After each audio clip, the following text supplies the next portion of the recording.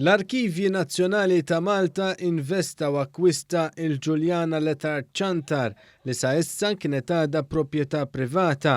Din il-Ġuljana hija l-akbar riċerka estensiva fuq il-ġenjoloġija tal-poplu Malti Wawċi li kien hemm fid-dominju privat.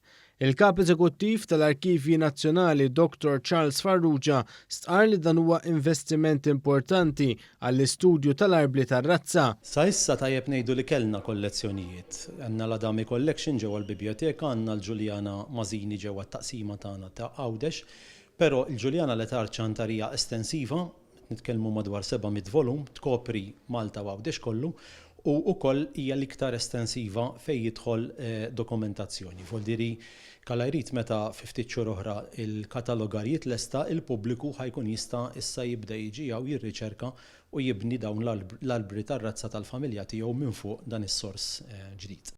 Il-Ministru għall-Wirt Nazzjonali José Herrera stqar li l-Arkivji Nazzjonali akkwista wkoll l-arkivat notarili li kien jinsab fil-Belt Valletta.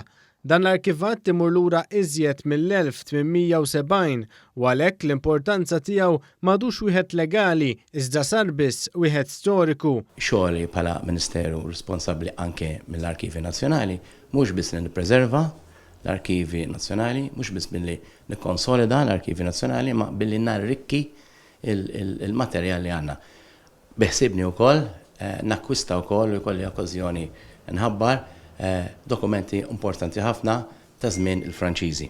Stqar li huwa qed iħares il quddiem ukoll lejn l-investiment f'taqali li ser jiġbor l-Arkivji Nazzjonali kollha taħt saqaf wieħed, dan bil-possibilità li l-Knisja wkoll tingħata spazju fih fejn teżebixxi d-dokumenti tal-arkivji ekleżjastiċi.